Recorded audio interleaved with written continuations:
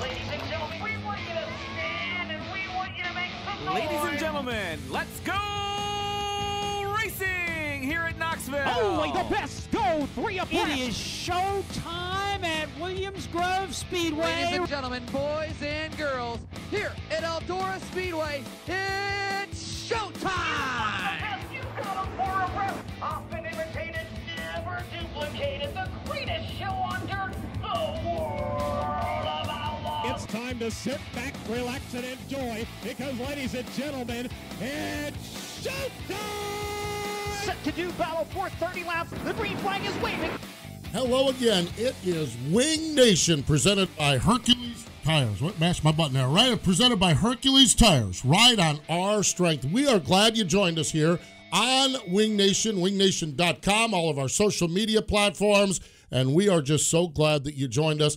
Erin, Evernham, and Steve Poston. It's good to be back. Good to be back in the studio. It's been last year since we were together in the studio. I know, and Ladies' Week went so well. Yes. I was a little bit hesitant. I'm just saying. I get the weeks off. Yeah. So yeah. I mean, we had a good thing going, but it is good to be back. It was great. It was great. I was stuck in Daytona. You girls did a great job. That's for sure. Got all of it done. I'm going to send a note. This is the beauty of live broadcasting. To our producer, Brian, we cannot hear each other or anything in our earpieces. We can hear each other sitting here, which is fine, but that might get a little challenging when we dial folks up. And we are going to dial some folks up. We've got Danny Dietrich coming up, and we have got Gio Scelzi coming up as well. So we'll talk to them on the Sage Fruit Hotline. So great stuff along the way. Now, Erin, we'll get to all the other fun stuff, okay? I saw something this past weekend that I don't think I'll ever see again in racing, okay? And I know we're Wing Nation, okay? I know we're Wing Sprint Car Racing. I was at the East Coast Indoor Dirt Nationals. That's for the 600 cc's up in Trenton, New Jersey. Yeah. Okay? Indoor racing, full contact, fun stuff. The 600 cc's, they're great little race cars. They do a great job. 69 or 70 cars. Wow. Okay? I saw a guy, John Keller, start next to last in the E-Main. Next to last in the whole thing. There was only E's. He was it. There was not F's and G's or anything else. Race forward. A last lap pass for the final transfer spot from the B to the A. Started last in the A main, and with 2 laps to go, drove around Eric Rudolph to get the win. Wow. From the E to the A. That's impressive. And those indoor races, that's a handful. Those cars, I mean, they have that stuff down on the surface. Like, he must have been worn out. Well, this is dirt tracking, so it's a clay surface. It's not the concrete stuff. It's the dirt stuff. Gotcha. But when you look at this field, you had Eric Rudolph, you had Billy Pouch Jr., you had Alex Bright. In the field, you had 3 winners of Tulsa Shootout Golden Drillers this year in the field. And this guy is a regular Saturday Night Joe, or John, if you will, that races at Bridgeport. And so I'm telling you, I don't know. I've been racking my brains. I'm 55 years old. I remember my first race when I was 4, okay? Yep. So that's 50-some years. I don't know that I've ever seen anything that impressive. I'm trying to think if I have. I'm trying to think either. Yeah, I mean, I've seen some alphabet soup, but not to pull it all off. Or from that far back. Place was losing its mind, and he drove around Eric Rudolph, who was the guy that won the show last year. Wow.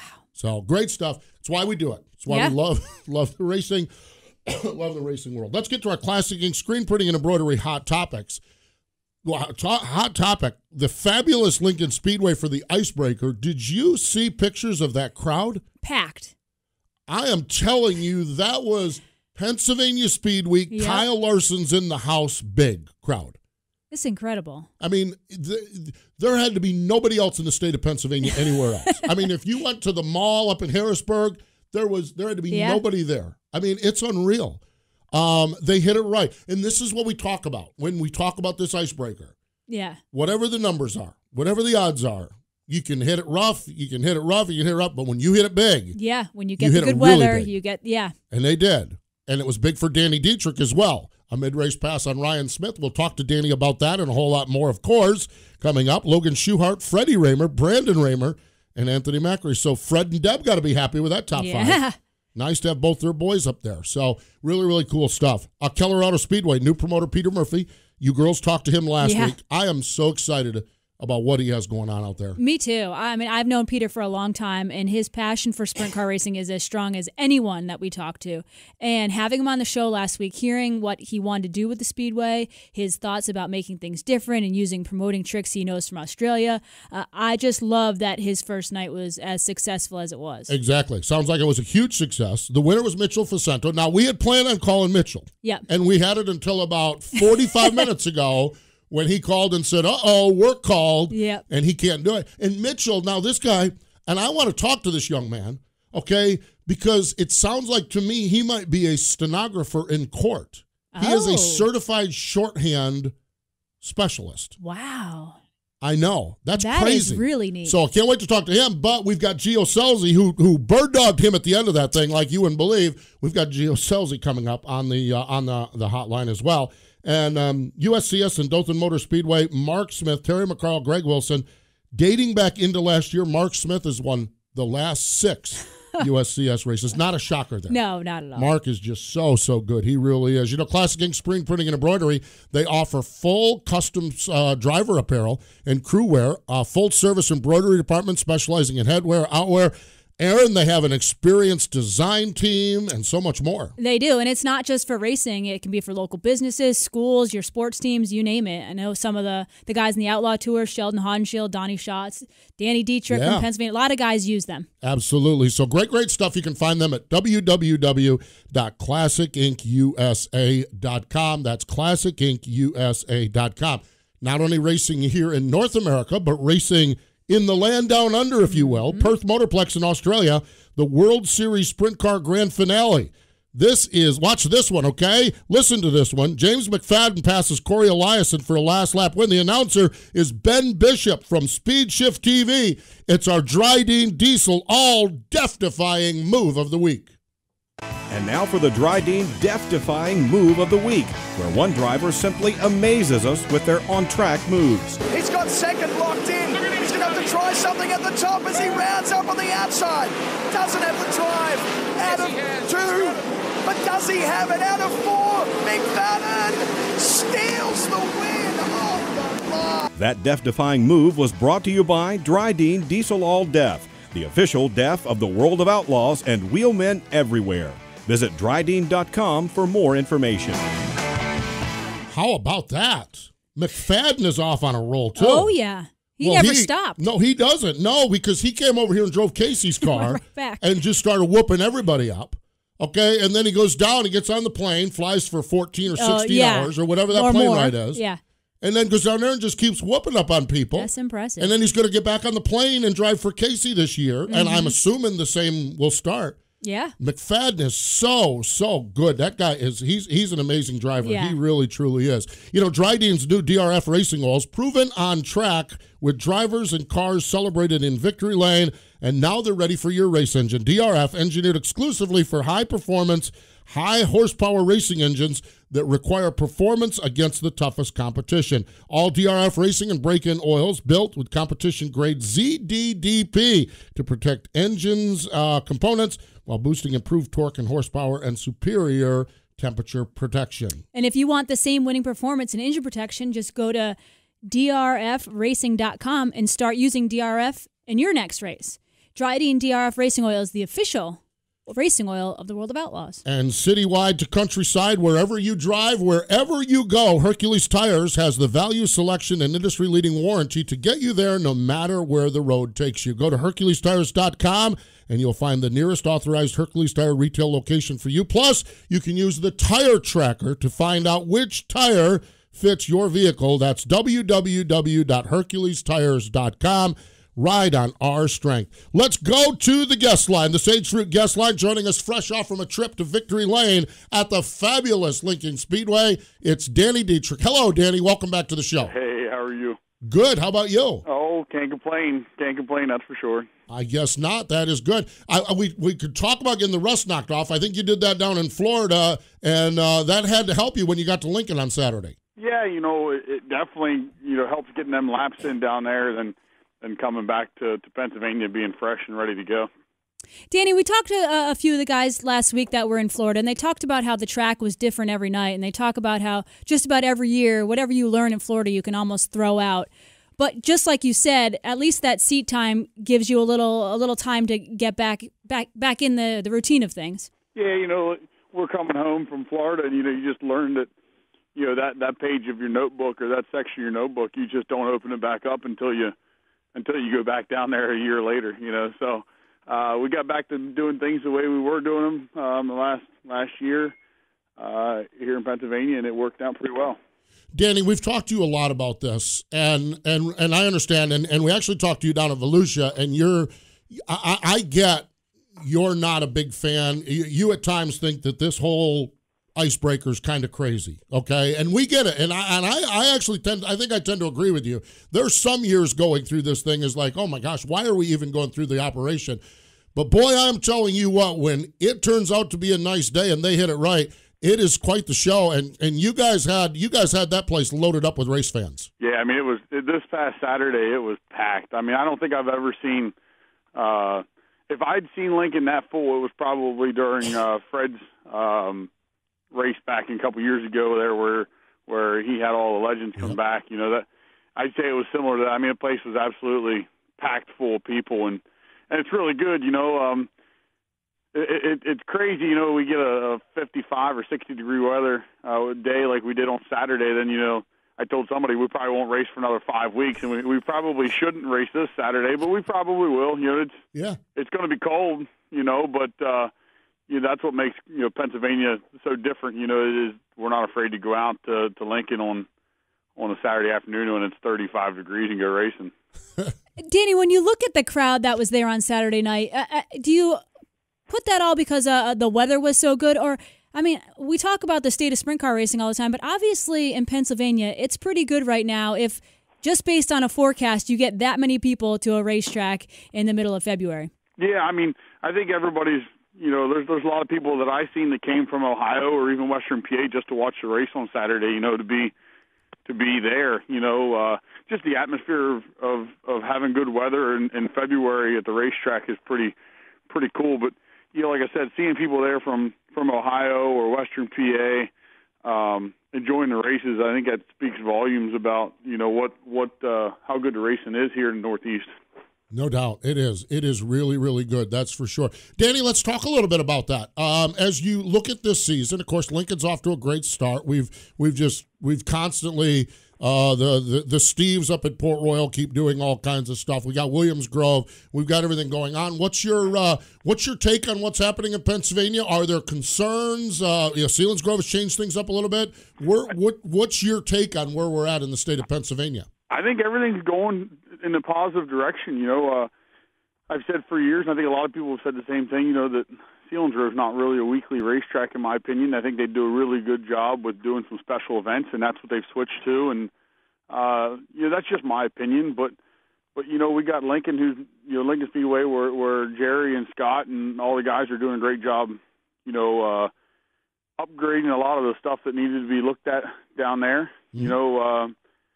Williams Grove is always going to be a premier track, because they have such a good payout and good racing there on Friday nights. It's really gotten better the last few years, and obviously we got Port Royal, who's just done so much for sprint car racing up there.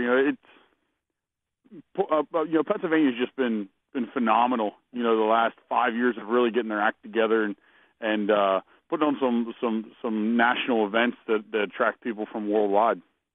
Absolutely. Danny, when you start your season off in Pennsylvania with a win like that, how important is it to you and your team? The off season, you kind of probably rebuild, get some new cars, work on things. How important is it to start off with a bang like that? Real important. I mean, that's why we go to Florida, is to be able to come home. My car owner doesn't go to Florida, so we're able to get down there and not have any pressure. And this year we focused more on trying to get better. We were in position with our motor situation and our cars, so we went down there and really kind of got after Volusia more so than we ever have, and knocked the rust off and come back here and was able to make him real happy by getting a win, and that's most important. My Gary isn't just a car owner to me. He's a close friend and like a second father to me in a sense. But to make him happy and then to get all these sponsors a win right out of the gate's really, really important to me.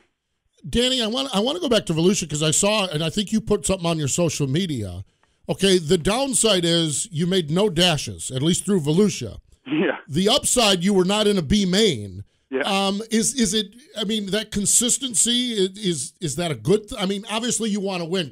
Brad Sweet, you want to be what Brad Sweet was down there. But was it good for you to at least have that consistency? Yeah, everybody's got their specialty tracks. As far as where you're going to be good at, and I'd say the place like that, we got a lot to learn. Mm-hmm. To get better, whether it be motors or cars or mainly driver, but. The consistency was what we were looking for. We would have loved to have made some dashes and get up front a little farther, but, we're not going to complain. We saved a lot of laps by not running B mains. Other years we were loading up after time trials and going to a local watering hole, you know what I mean? Because we just didn't take it as serious, And, next year, we got better notes, to go down there with and hopefully make some dashes and get some better runs, And we learned a lot, and hopefully we'll be able to do that. We'll be able to get up front in these features at Volusia next year and really show our strengths after a year that we had this year. Nice. Danny, when you say that there's a lot to learn at a place like Volusia, you run somewhat similar tracks in a way in Pennsylvania. You've got Williams Grove, Port Royal, Selinsgrove, these big half miles. But every driver talks about Volusia being so different. What characteristics make it so challenging? It's just so round. The closest thing I could say is you go to Knoxville. Knoxville is very round, but it's very flat. You go to Volusia, and it's very round, but it's not flat. It's got banking. So, it's just a very different style of racing. Here in Pennsylvania, we got straightaways and places where you drive straight for a while. You can almost read a book, it seems like, compared to going somewhere like Volusia or going to Knoxville where your straightaways are what seem to be about 100 feet long. Danny, you've raced against the Outlaws this year, again at Volusia. You've raced against the All-Stars at Volusia and over at East Bay. Now you've raced in Pennsylvania. Last year you had 15 wins. Yep. How you feeling about duplicating that, making it better? How do you feel about your program and where you're at sitting right here at the end of February? Well, we're hoping to get the 20 wins this year. I mean, that was our goal the last couple of years, but we just we've started off better all around. I think last year we were capable of getting to 20 wins, but it seems like every year we get to August and we get in a slump. We go to Knoxville and, this year we had last year we had speed when we went out there, but we didn't have any luck, so we'll see, what comes about in August. Hopefully we can stay fast like we do every year up till August, and instead of getting in a slump, hopefully we can keep the wins coming. When we get back from August is our toughest competition. We get the All-Stars, we get the Outlaws, August and September. We get a lot of inside or outsiders coming to Pennsylvania for our big month of September. So, we need to roll through August and roll through September with more speed than we have in years past and show the speed that we really truly have. And hopefully we can get to that 20 wins this year. Boy, that'd be sweet. That's for sure. Danny, congratulations on the icebreaker win, and we appreciate the time joining us here today. Thank you. Thanks for having me. Danny Dietrich joining us here, off to a great start. Yeah, I'd say. I thought that was fascinating down at Volusia, though. He, that consistency that he had there, and it's good. It was good to get his. I'll tell you, Danny's one of those guys, and he's right. In the years past, they'd go to Volusia, they'd time trial, then they'd go to the bar. I love the serious approach that they put into Volusia, knowing that they're not Brad Sweet and Darren Pittman and guys like that there, but knowing that maybe next year they can sneak their way into a couple dashes. I really like the maturity that team is showing in doing that, and Danny is showing as well. And like we mentioned when we were talking to him, all the drivers last week said that all 5 nights of Volusia were very different. Yes, so to right. be that consistent for 5 different racetracks says a lot about their team. Absolutely. Sunoco is a proud partner of Wing Nation. Not all fuels are created equal, so fill up with Sunoco Ultratech. Sunoco Ultratech is a top-tier detergent gasoline that is proven to make your engine run cleaner, longer, and more efficiently. Using the same detergent package as what is blended into some of Sunoco's high-performance race fuels, you can trust Ultratech for your everyday race. Whether you're headed out to the track or just hitting the road, fill up with Sunoco Ultratech and fuel your best. Now, talking about Florida, okay, I walked into a Winn-Dixie grocery store down there, and you guess what I saw? What did you see? loads and loads of sage fruit apples. Okay, Yum. we don't have. Okay, now Chuck is working on it. Our boy Chuck is working on it.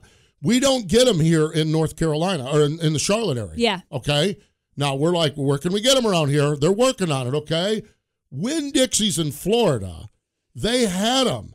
I mean, by the bag full, by the bin full. Do you stock up? I do. I've stocked up. I've got them stocked away. I'm going to start making pies. I'm going to just applesauce.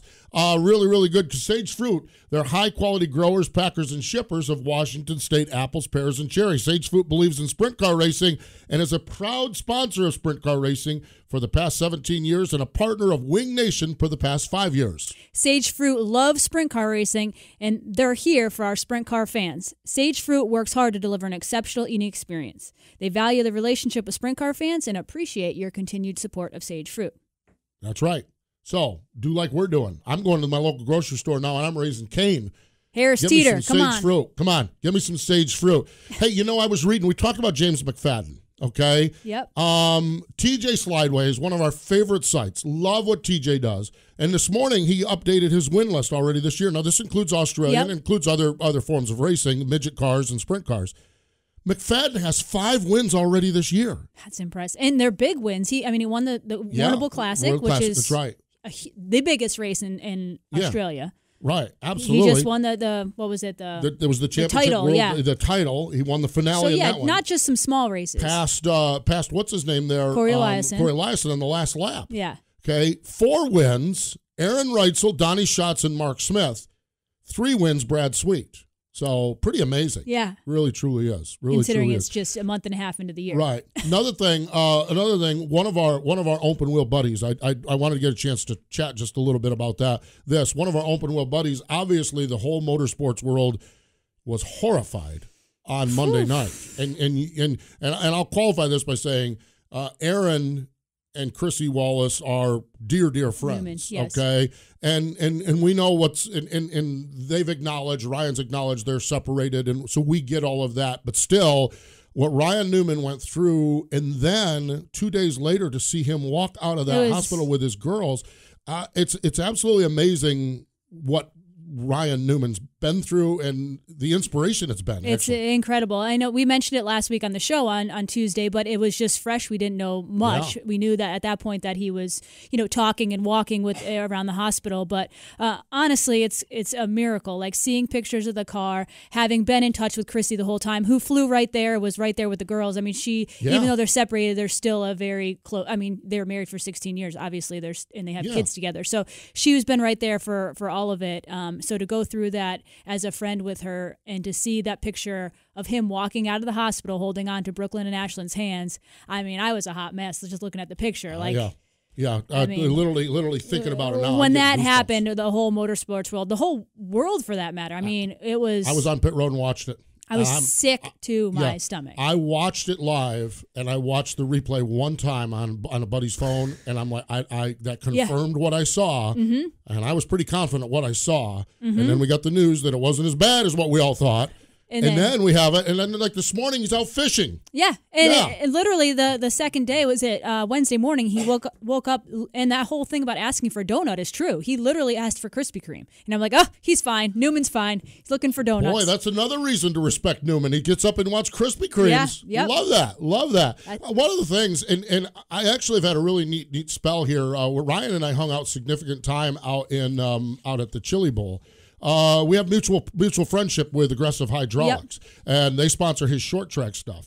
And just like racing components, Aggressive Hydraulics purpose-built hydraulic cylinders, they're performed for customer specification in their application, designed and manufactured of mobile-style cylinders as well as multi-styled telescopic cylinders. So that's right up your wheelhouse. Like exactly. That's up Newman's wheelhouse. Yeah, I could have that conversation with Newman. See, now you're the engineer, though, so to me, no one-size-fits-all approach. You know what that is. Well, I'm not going to lie. It's a little bit beyond me. I've been out of school for a while, but Aggressive Hydraulics have been a great supporter. I mean, they go way back to even Craig Delansky.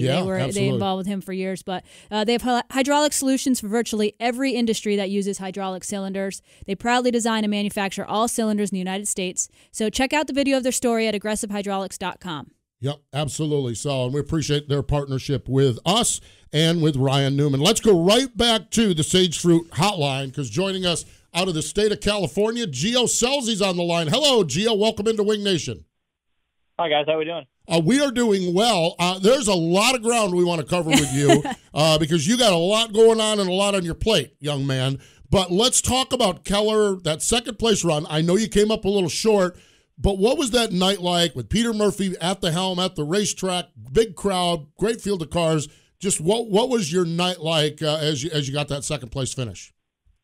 Yeah, I think it's special because Peter is a guy that everybody loves. I don't know if anyone has ever said anything bad about him. And, you know, last 5 or 6 years, him promoting his own race at Tulare, the Peter Murphy Classic, and kind of, you know, after he stepped away from racing, he obviously still wanted to be involved in promoting and trying to make it the best it can be. And for me, it was special because I started racing at Colorado Speedway in Hanford. That was my first ever sprint car race. So, and kind of when I started racing, the track was always awesome. It was slick and wide and kind of what I always wanted it to be. And now he cut the racetrack back to the way it was when I started. So going back there, it was a little bit of deja vu, kind of, you know, going back to where I started. And it was an awesome show. You know, the stands were packed, and I think it's definitely Peter Murphy is what that place needs. Gio, we talked to Danny Dietrich just a little while ago and talked about how in Pennsylvania they packed the grandstands at Lincoln this past weekend. Well, every picture and video I saw from Hanford, it looks the same. I mean, it was packed. How cool is that just for you to see the track that you started at with a new promoter first night and it's that big of a crowd? Oh, it's awesome. I think whenever a new promoter like that happens or the track gets changed, I think everybody gets so excited to go back to it. And like I said, everybody loves Peter. Everybody wants to support Peter. And I think there was, you know, me included, I don't know if I would have gone and raced if Peter hadn't put so much effort into it to make it what it is today. So I think just like I said, a person like that, it motivates people to want to go to the racetrack. Boy, I'll tell you what, I thought on that last, well, I thought a couple times, but I thought on that last lap you were going to have something for Mitchell to get around him there for the win. Yeah, for sure. We didn't qualify quite as good as we wanted to, which put us back. We started ninth. And then got to Dominic and Mitchell, and then Dominic broke right as we got to him. So I was thinking we were all three going to have a good race there. And like I said, Dominic broke and then got in a third on a restart and went 3 wide with Keith Day, who did an awesome job. I haven't seen him race a whole lot, but I think he did a great job leading the majority of the race. And then Mitchell, he's the king of that place. I think he's won 2 Cotton Classics and countless 360 races there. So it was cool to race hard with him, which is obviously a hometown boy, one of the kids I've raced micros with my whole life. And like I said, it was kind of a hometown deal with me, Mitchell, and DJ all on the podium. Gio, you mentioned the track being different with Peter behind the wheels of the track now, like it used to be. You said it was dry slick for a while. Was the track prepared any different? Did he actually change the surface? What was different about it? Yeah, so whenever in 2018 I left California, they widened the racetrack, which, you know, had its good, had its bad. And I think Peter, you know, tried to get it back to the way he raced it and the way he thought it should be, narrowed it back up where you could really race on it. The track was wet, but I think it was smooth enough where you could race. Obviously, I ran the top, Mitchell ran the bottom. You had a lot of racing room to really do what you had to do on the racetrack. Boy, I'll tell you what, it was exciting. I watched it, and you can watch it on Speed Shift TV. Those of you watching the video, you're seeing some of the highlights now. Those of you listening, you can check out the highlights of that on Speed Shift TV. Gio, I mentioned there's a lot going on in your world. I've already read a couple of the ARCA races, finished 13th in the ARCA East Series down at Daytona, or down at New Smyrna, finished 10th in the ARCA West Series at the Bull Ring at Las Vegas. How would you assess how you're doing as a full-bodied heavy stock car driver? Man, it's been tough. It's definitely been a learning curve, which was as expected. You know, being with a team that won the championship last year and, you know, being with an operation that's won 9 West championships is pretty cool. Obviously, they have all the resources we need with Bill McAnally Racing. And like I said, I have a great group of guys behind me. So, you know, it's tough. I was talking to someone the other day about it. And you pretty much have to throw everything away you know about racing, about racing sprint cars, and start completely fresh. So it's been tough, but I think I'm catching on, you know, quicker and quicker. Every race I'm learning a lot. You know, and you got to learn it in a short amount of time. So I think as we go and we progress through the year, we'll have some good finishes. I was just going to ask you about the transition. I remember when I first went to my first test driving for Ray Evernham, and I got in the car with a helmet with a windshield, and I was like, this is so weird. Like, it was just, the whole thing felt so foreign to me. And I remember thinking it's exciting, it's a new challenge. But I remember even thinking then there's nothing like driving a sprint car. How was that first time you got in and tested or practiced? Man, it is very, very different. I mean, that's really the only way I can describe it. Obviously, with a sprint car, you're going 140 mile an hour or whatever, and your edge is wide open pretty much. You're full throttle qualifying or whatever. And it's been so hard for me to find the edge because you are off the gas so much in those things. And you're rolling through the corner, and it's been tough because they do feel so much slowed down to what I'm used to, but still I'm not yet up to speed with where I need to be. So I think it comes from, because obviously when you go on the racetrack, that's what you got. You can't change anything. And it's just getting to manipulate the car the way I want it to be and getting me to feel comfortable because, just the transition from dirt to pavement is so different and so difficult. Communication's big. And like I said, I think the guys that work on my car really understand the struggles I'm having. And, results really don't show it, but I think we're leaps and bounds ahead of where we were, unloading in New Smyrna. So what's now? So I've lost track of all your schedules. What's upcoming here over the next few weeks for you? Yeah. So what we'll be doing is I have quite a bit of ARCA stuff going on, ARCA West stuff going on. So we'll run next ARCA race will be Phoenix, which is a regular ARCA race, which there's 3 ARCA series, which is it's pretty confusing even for me. So we'll run Phoenix with the ARCA race. I'll actually run this weekend with the ASCS in Arizona. So I'll run, as much stuff as I can, whether it's with Guy Forbrook or my dad's team or, Bill McAnally Racing. Kind of whatever I can go do, I'm going to go do. So obviously the ARCA deal is number one, and then, Guy's deal is as much as we'll race. Well, everyone saw the press release, but we'll be around Knoxville mostly. He's based in Minnesota. So we'll try to base it around kind of a Midwest schedule: Knoxville, Jackson Nationals, Knoxville Nationals, some Cedar Lake World of Outlaw stuff. So it'll kind of be a little bit of everywhere. Everyone was kind of used to seeing me in Ohio and Pennsylvania, but we'll move a little bit more west and race the Guy. So do you have your schedule pretty much set for the year? I know obviously you said ARCA is the priority and you've got some Knoxville, Midwest stuff with Guy Forbrook. Or are you going to kind of play it by year as it goes? Yeah, it just depends. Guy wants to race about 20 to 25 times, which we'll race as much as I can. It worked out really well getting paired up with him because he doesn't want to race 80 times a year. He just wants to race a little bit and be successful. So he has all the resources we need to run good. So it'll be, I think it's about 18 ARCA races, probably 25 races with Guy, and then I'd say 8 to 10 races with my dad, Trophy Cup, and kind of hit the big races on the West Coast, trying to support my home racetracks. Nice. I'll tell you what, it's going to be so exciting. Can't wait to see you. I'll actually see you out at ISM Raceway in Phoenix and watching wheeling that ARCA car. Gio, we appreciate the time. Thanks for jumping in with us here today, and continued success as you grow your career. For sure. Thank you, guys. Gio Scelzi joining us on the Sage Fruit hotline, and wow, what a future that kid has. Oh, my gosh. It's unreal, isn't it? Yeah.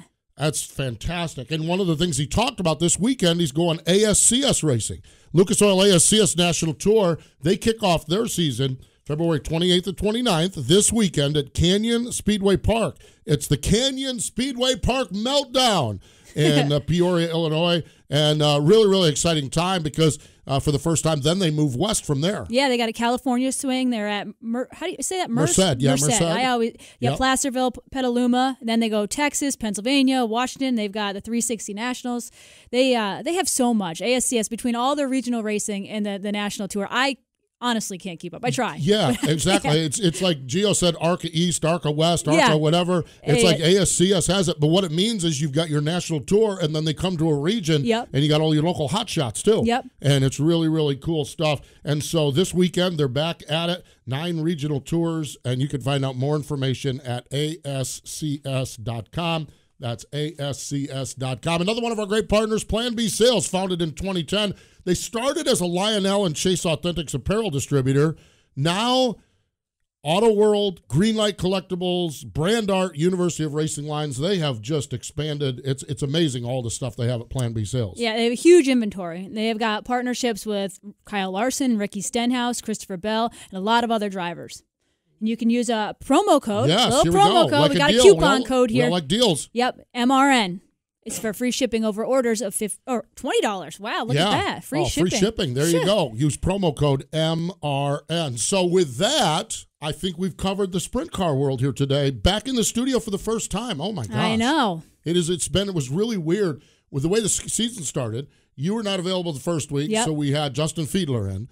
Then Ashley and I were down at Volusia, so we did a show there. Then last week I was driving back from Daytona because we had an extended stay at the beach. Yes, exactly. And so good to be back. Good to have sprint car season back.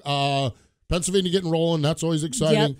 World of Outlaws in a little bit of a break here, but they'll pick it up here in a couple of weeks. Pennsylvania's going to keep going, and it's an exciting time. It really, truly is. Great time in the sprint car world, and I think our juices are flowing with Florida and all the races we've had thus far. I know. We talked about it last week, but when Knoxville comes around, it's almost like, that's the beginning of the end. So now we're at the beginning of the beginning. Yeah. It's exciting to hear the openers every weekend. I was thinking about that when we had our Dryden All Deaf move of the week. We're talking about down at Australia, Perth, and they're in that depression mode. They're in that, oh no, the sprint cars are going away, but they're coming our direction. So we're all right with that now. But in September and October, they'll be geeked up, and we'll be counting down the days.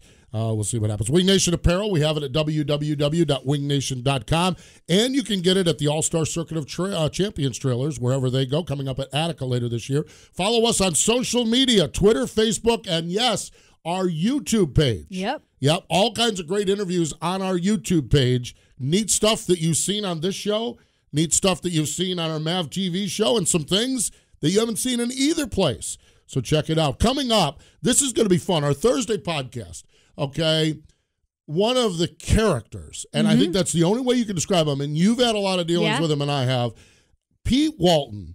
He just plugs away at USCS, spreads the sprint car gospel down here in stock car country.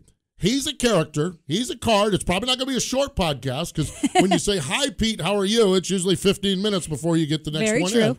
We're going to have him on Thursday, and then coming up on Saturday, it's our MAV TV show with Seth Bergman. That's coming up Saturday at 7:30 and 10:30 on MAV TV. Seth Bergman, again, is the guest there on that. So with that, that is going to put a wrap on everything here for Wing Nation. We appreciate you joining us. Thanks to Danny Dietrich and Gio Scelzi for joining us. This is Wing Nation, presented by Hercules Tires. For Erin Evernham, I'm Steve Post. Thanks for joining us here this week. Saturday mornings on MAV TV. You can also find Wing Nation on wingnation.com or your favorite podcast provider. Wing Nation is a production of the Motor Racing Network. All rights reserved.